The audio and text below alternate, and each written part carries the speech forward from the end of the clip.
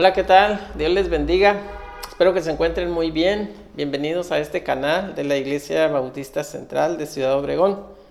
Esto es Escuela Dominical, estudios bíblicos indicados especialmente para jóvenes y adultos. Nuestro texto lema dice: y conoceréis la verdad, y la verdad os hará libres, en Juan 8:32. Este es el estudio 1 del libro de Nehemías. Vamos a empezar con ese libro ahora, Nehemías. Corresponde al domingo 20 de diciembre de 2020. Recuerden que cada domingo a la misma hora, a las 10 de la mañana, estamos estrenando nuevos estudios para usted. No se los pierda. Es muy importante que usted conozca de la palabra de Dios. Entonces continuamos con esta serie de estudios ahora en el libro de Nehemías. Vamos a leer la porción base de la palabra de Dios para este estudio, que se encuentra en Nehemías 1, del 1 al 6. Palabras de Nehemías, hijo de Elcanías. Aconteció en el mes de Quisleu, en el año 20, estando yo en Susa, capital del reino, que vino a mí Anani, uno de mis hermanos, con algunos varones de Judá, y les pregunté por los judíos que habían escapado, que habían quedado de la cautividad, y por Jerusalén. Y me dijeron: el remanente, los que quedaron de la cautividad allí en la provincia, están en gran mal y afrenta, y el muro de Jerusalén derribado, y sus puertas quemadas a fuego.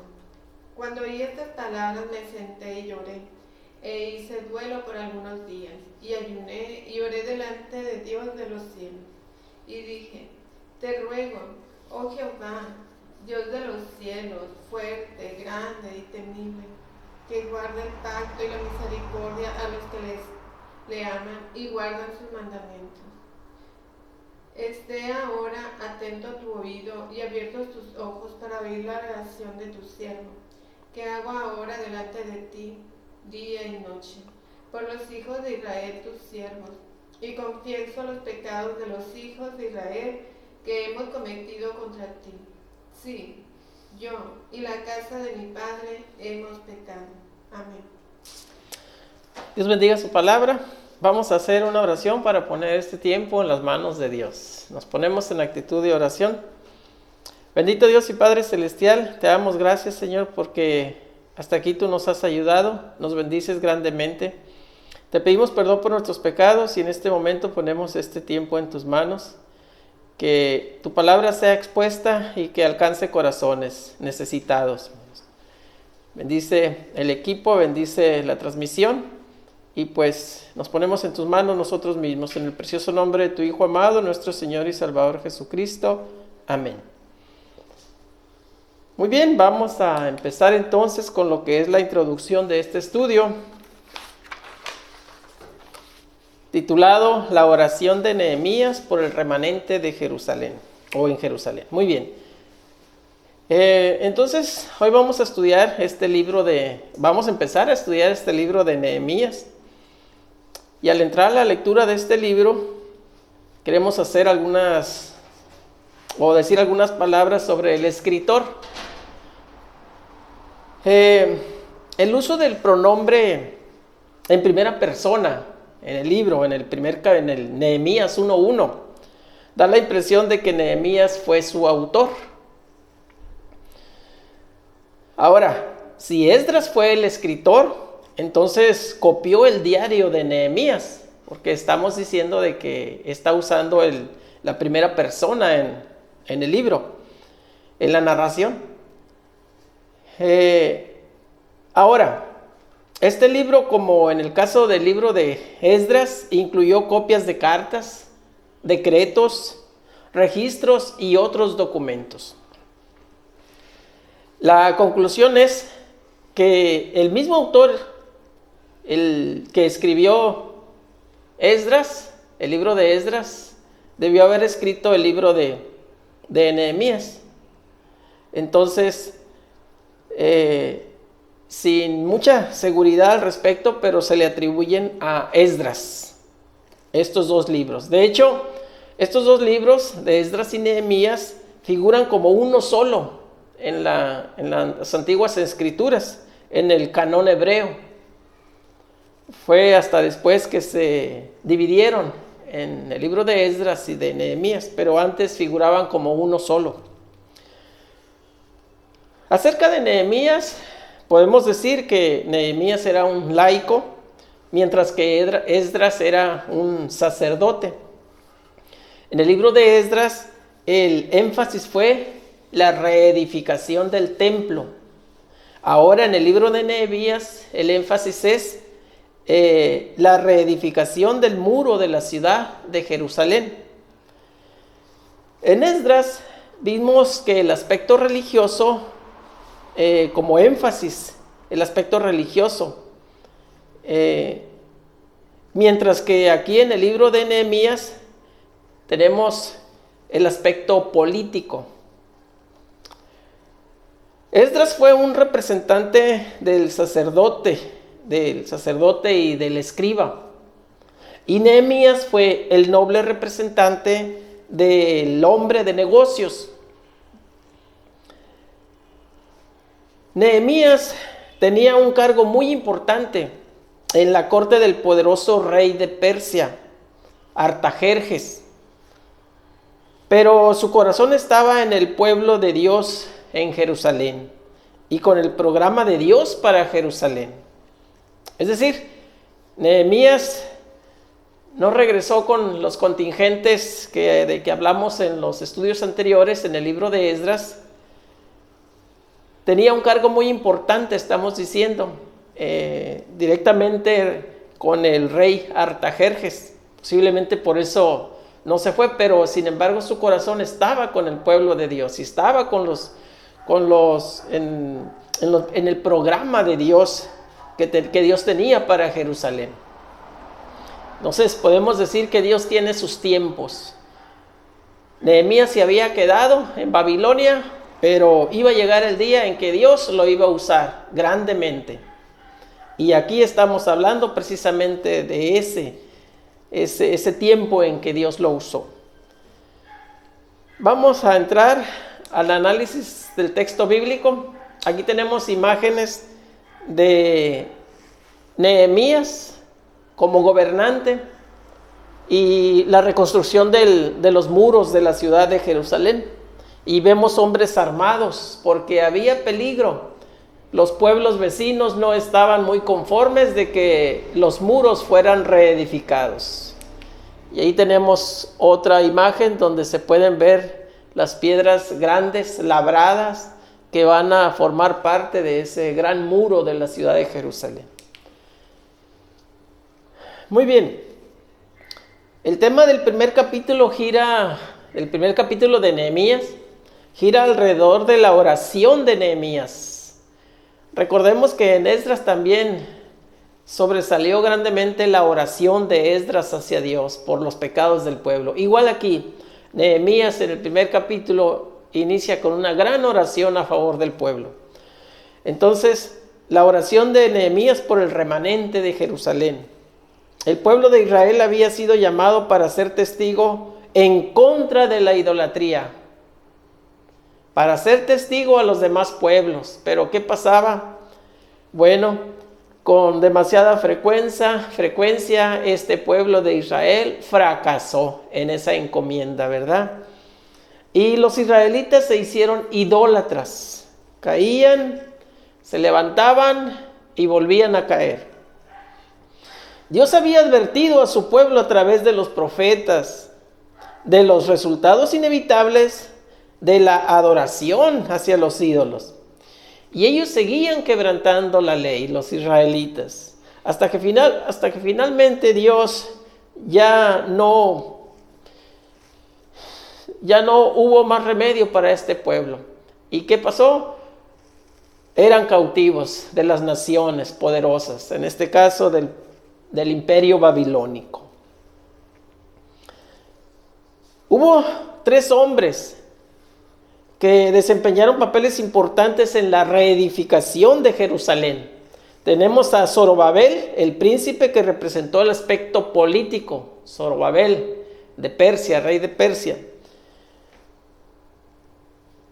Después vimos a Esdras, el sacerdote, el escriba, decíamos, ¿verdad? El erudito de la palabra de Dios, Esdras. Y finalmente tenemos a Nehemías, el hombre laico, no religioso, es decir, no se dedicaba de tiempo completo a la obra de Dios, como Esdras, porque Esdras era sacerdote. Nehemías no, era de la población común, digamos, ¿verdad? Sin embargo, Dios lo usó grandemente y aquí estamos viendo cómo. Si examinamos bien a este hombre, Nehemías, veremos que él apoyaba el vigilar y el trabajar. Veíamos en la imagen, ¿verdad?, cómo estaban los soldados también ahí por un lado, ¿verdad? Y también apoyaba el trabajar y el orar. Aquí entra la palabra de la oración, bastante importante. Entonces Nehemías también era un hombre temeroso de Dios, por supuesto, y oraba. Vigilar y orar, o podríamos decir también trabajar y orar, fueron las palabras que caracterizaron a este hombre. Entonces son tres palabras claves, ¿verdad?, para Nehemías: trabajar, vigilar y orar. Importantísimas palabras que se le atribuyen a Nehemías. Nehemías tenía un buen trabajo en Susa, la capital de Persia. Era un funcionario de gobierno, era copero del rey, un puesto importante. Ahí tenía que ver directamente con el rey. Ese era Nehemías. Entonces entramos al versículo 1 y 2 del capítulo 1 de Nehemías, que tenemos aquí en pantalla, el cual dice: palabra de Nehemías, hijo de Acalías, aconteció en el mes de Quisleu, en el año 20, que estando yo en Susa, capital del reino, vino Hanani, uno de mis hermanos, con algunos hombres de Judá. Entonces les pregunté por los judíos que habían escapado, los que se habían salvado de la cautividad, y por Jerusalén. Primeramente quiero aclarar que aquí, como ven, dice estando yo en Susa. Ahí es donde les decía que se está hablando en primera persona. Por eso se dice, algunos dicen que lo escribió el mismo Nehemías, otros dicen que fue Esdras que escribió los dos libros. Muy bien. En el caso de que lo escribiera Esdras, usó las memorias entonces de Nehemías y las transcribió tal cual estaban. Por eso dice estando yo en Susa. Ahora, cuando escribió esta frase, Nehemías, aquellos que habían escapado, dice ahí en el versículo, ¿verdad? Aquellos que habían escapado, se estaba refiriendo a aquellos que habían regresado a la tierra de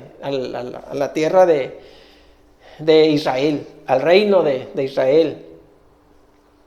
Ahora, Nehemías podía haber regresado a su tierra, pero por alguna razón no lo hizo. Ya decíamos, ¿verdad?, que Nehemías se había quedado cuando regresaron aquellos 50,000 aproximadamente en primer retorno, y después 2,000. Nehemías no iba en esos contingentes. Él tenía un buen empleo, como decíamos, y no lo vamos a criticar por eso, por la sencilla razón de que Dios usa a hombres como él, y Dios usó a Nehemías. Como decíamos, Dios tiene sus tiempos, ¿verdad? Este hombre con un cargo tan alto, Nehemías, tenía una gran inquietud por la obra de Dios. Él estaba muy preocupado por la causa de Dios, como lo podemos ver ahí desde el principio en esos versículos 1 y 2, donde está relatando las noticias que le llevaron a aquellas personas de Israel. Entonces entramos al versículo 3 y dice: ellos me dijeron, el resto, los que se salvaron de la cautividad allí en la provincia, están en una situación muy difícil y vergonzosa. El muro de Jerusalén está en ruinas y sus puertas destruidas por el fuego. Una triste noticia, ¿verdad?, que recibe Nehemías por sus compatriotas. no fue una imagen muy agradable esta que recibió Nehemías, ¿verdad? Por lo que estamos diciendo. Vemos que el pueblo de Dios y la causa de Dios se encontraban en una situación muy lamentable, muy triste. Los judíos estaban desprestigiados porque como pueblo de Dios habían fracasado. ¿Por qué decimos eso? Porque habían llevado una encomienda desde la primera vez que salieron 50,000 de Babilonia rumbo a su tierra, de que reconstruyeran la ciudad. ¿Y qué vemos aquí? Los muros estaban en ruinas y las puertas quemadas. Pero por supuesto que Dios no podía dejar que esto ocurriera acerca del fracaso. No. Vemos aquí que este hombre Nehemías estaba muy preocupado e inquieto por el informe que había recibido.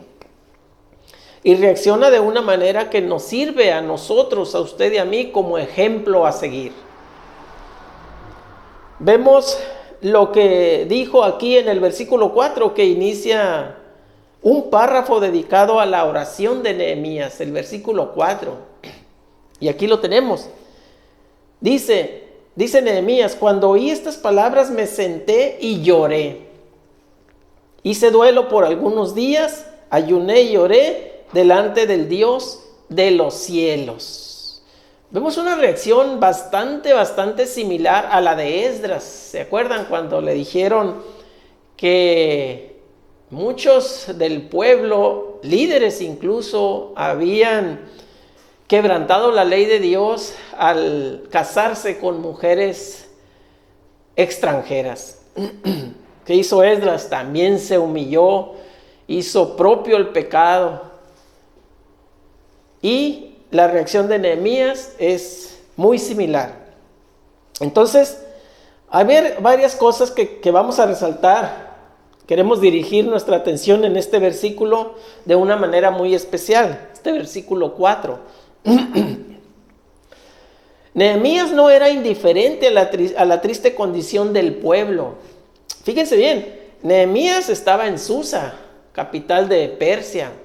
Le llevan este informe y se aflige en grande manera, se entristece, se lamenta, como si él estuviera siendo parte de estos pecados. Entonces, tampoco era una persona a la que le gustaba criticar. No empezó a criticar al pueblo, no, para nada. Así como Esdras no lo hizo en aquella ocasión también, en su oración. Nehemías estaba muy preocupado por esta situación. Y era algo que le afectaba de una manera muy personal. Aquí encontramos lo mismo que habíamos visto en el libro de Esdras, como hemos repetido mucho ya, ¿verdad? Estas dos oraciones, estos dos hombres reaccionaron de manera muy similar ante el pecado del pueblo. Ellos no habían pecado, pero hacían propio el pecado, porque era el pueblo, era su pueblo.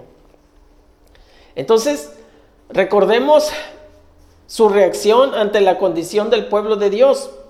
Esdras era un sacerdote y era una persona que se sentía comprometida y preocupada por la situación. Aquí, en Nehemías, tenemos ahora a un laico, a un funcionario civil que también se sentía implicado en el problema. Fíjense bien, podríamos decir que Esdras, pues a él le correspondía ciertamente afligirse porque él era sacerdote, era un líder religioso. Pero Nehemías no, era un laico. Sin embargo, reaccionó de forma muy parecida a Esdras, haciendo propio el pecado, afligiéndose, entristeciéndose en grande manera, humillándose. Aquí viene algo muy importante para aplicarlo para nosotros. Hoy en día, la causa de Dios se encuentra en peligro. La causa de Dios. Y nos preguntamos si aquellos que se ponen a criticar las cosas se sienten verdaderamente implicados en lo que está sucediendo. Implicados, es decir, con lamento, con lloro, con tristeza, como Esdras, como Nehemías. si se sienten verdaderamente implicados en lo que está sucediendo, decíamos, ¿verdad? Si lo que alguien está criticando no le duele en su corazón, debería de dejar de criticar. Fíjense qué importante esto. Lo vamos a repetir.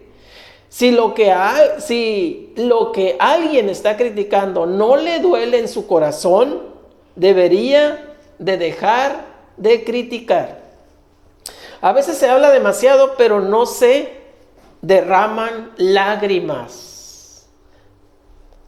Nadie puede ser un verdadero mensajero de Dios si el mensaje no le causa una angustia personal. Bueno, esto es para reflexionar, ¿verdad? A veces se habla muy fácil, a veces criticamos, pero ¿nos está doliendo? ¿Nos está doliendo ese pecado? ¿Lo hacemos propio? La iglesia es un cuerpo. Si un miembro se duele, todo el cuerpo, dice la palabra de Dios, ¿verdad? Que así debe de ser. Todo el cuerpo se aflige, se lamenta. Se nos dice aquí que Nehemías se sentó y lloró. Ahora, él estaba ocupado en sus asuntos de Estado.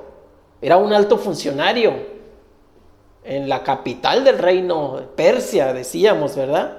Pero esto no evitó que él se sentara y llorara por su pueblo. También leemos que dijo: hice duelo por algunos días y ayuné y lloré delante de Dios de los cielos. Ahí está la aflicción, ahí está el dolor, el lamento, el lloro de Nehemías, ¿verdad?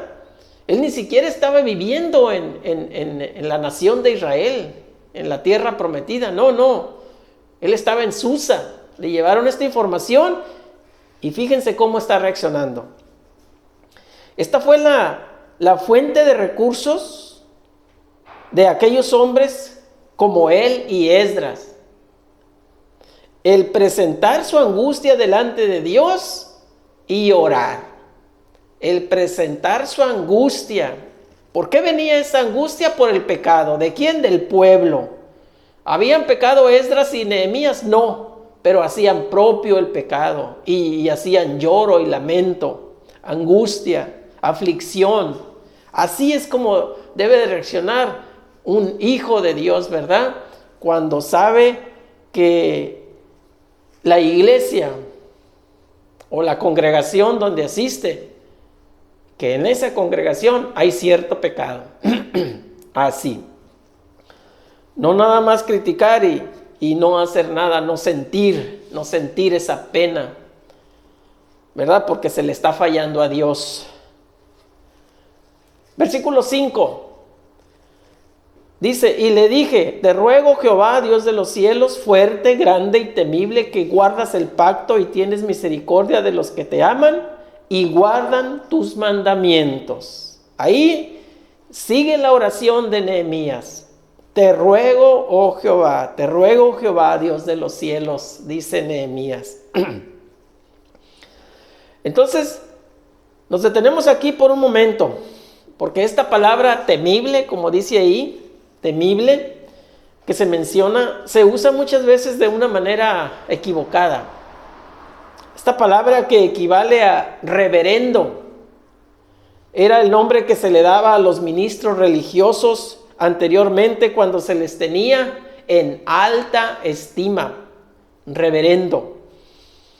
Además, temible también puede entenderse como formidable.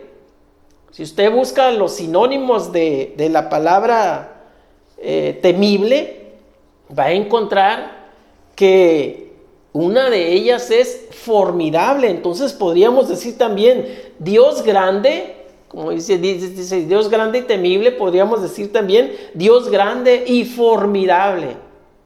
Formidable, muy bien. Es que a veces esa palabra se entiende como que le debemos de tener miedo a Dios. No. Claro que en algunos contextos la palabra temible pues sí tiene esos significados, pero siempre hay que ver el contexto de la palabra, dónde se encuentra. Muy bien. Versículo 6 dice: Esté ahora atento tu oído, le dice Nehemías a Dios, ¿verdad? Y abiertos tus ojos para oír la oración de tu siervo, que hago ahora delante de ti, día y noche, por los hijos de Israel, tus siervos. Confieso los pecados que los hijos de Israel hemos cometido. Ahí está, hemos se incluye, ¿verdad? Contra ti, sí, yo y la casa de mi padre hemos pecado. Fíjense cómo recalca Nehemías como suyo el pecado, como suyo, porque es su pueblo, es parte de ese pueblo de Dios, pues. Observemos el vocabulario de Nehemías. Dice, ¿acaso dijo él los pecados de ellos? ¿Los pecados que ellos han cometido contra ti? No, ¿verdad? No. Nehemías dijo, los pecados que hemos cometido contra ti, sí, yo y la casa de mi padre hemos pecado. Nehemías fue directamente al grano y dijo, yo soy pecador, la casa de mi padre ha pecado, la nación, o sea, mi nación ha pecado. Entonces, desde que veíamos el libro de Esdras, ¿verdad? Se ha remarcado mucho, se ha recalcado mucho de que el pecado de cierta congregación incluye a toda la congregación y todos deben de sentir ese dolor y humillarse ante Dios para que Dios perdone, como estos dos grandes ejemplos, estos dos grandes hombres de Dios, ¿verdad? Esdras y Nehemías nos han enseñado con mucho énfasis esa manera de proceder de los hijos de Dios, que así debe de ser, ¿verdad? Es importante destacar que en su oración Nehemías hizo una confesión concreta, que el fracaso de los judíos se debía al pecado. Él no actuó como en el Nuevo Testamento actuarían los fariseos. ¿Se acuerdan? Los fariseos como simples espectadores, simples espectadores del pecado de los demás y que no reconocían el suyo propio.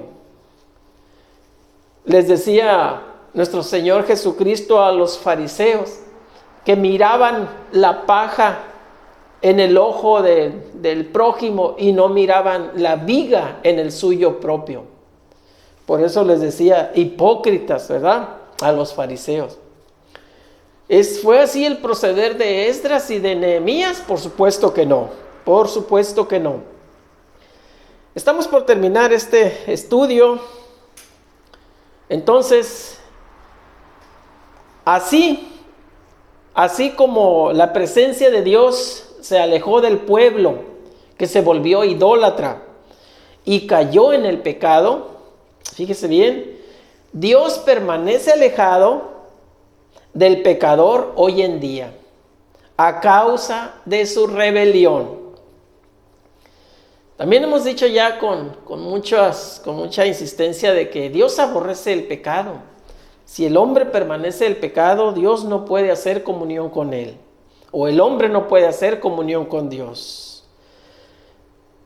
Hasta que una persona se vea delante de Dios como es decir, hasta que reconozca que es un pecador, no podrá establecer una relación con Dios. Como ya se había remarcado también, ¿verdad? Mientras el hombre permanezca en pecado, no puede establecer una relación con Dios, porque Dios aborrece el pecado. Ante los demás podemos ocultar nuestros pensamientos y hasta cierto punto nuestras acciones, pero ante Dios no. Él ve el interior de todos nosotros y ante Él no podemos esconder nada. Dice la palabra de Dios que Él conoce los corazones. Ahora, toda persona que se acerca a Dios, fíjese bien, humildemente, con una actitud de sinceridad, reconociendo por la fe su necesidad de la gracia y misericordia divinas, Dios le perdona. Si la persona se acerca de esa forma, Dios le perdona. Le recibe como hijo. Le regala la salvación y la vida eterna. Dice qué importante estas expresiones que acabamos de mencionar. Si la persona se acerca a Dios con humildad, con sinceridad, Dios le perdona, le recibe como hijo, le regala la salvación y la vida eterna. Acto seguido, el Espíritu de Dios comienza a transformarle en una nueva persona, en la cual puede brillar la luz y el resplandor de la gloria de Dios. Qué bonito, ¿verdad? Una persona en la cual pueda brillar la luz y el resplandor de la gloria de Dios. Ese trabajo lo hace el Espíritu Santo. Una vez que la persona se ha transformado, convertido a Dios, abandonado el pecado, ¿verdad? ¿Quiere usted ser una persona así? En la que brille la luz y el resplandor de la gloria de Dios. Si no lo ha hecho, acérquese a Dios con una actitud humilde, sincera, como lo estamos diciendo, ¿verdad? Aquí abajo en la descripción del video le dejamos un enlace a una información que le guía de forma clara cómo hacerlo. Consulte esta información. Representa lo más importante de hacer en la vida. Créalo. Gracias por haber estado con nosotros. Le invitamos a seguir en contacto por este mismo medio. El próximo domingo a las 10 de la mañana le tendremos un nuevo estudio de la palabra de Dios. Le invitamos a que se suscriba al canal y active las notificaciones. Comparta este estudio para que más personas conozcan de la palabra de Dios. Sus comentarios también serán bien recibidos. Vamos a orar para así quedar despedidos. Nos ponemos en actitud de oración. Bendito Dios y Padre Celestial, te damos gracias por esta tu palabra que ha sido expuesta. Te pedimos como al principio, mi Dios, que llegue a muchos corazones necesitados de este alimento espiritual tan importante. Que sirva para la edificación de tu iglesia también, mi Dios. Gracias por todas tus bendiciones. Perdona nuestros pecados. Nos quedamos en tus manos, en el precioso nombre de tu Hijo amado, nuestro Señor y Salvador Jesucristo. Amén. Hasta la próxima. Dios les bendiga.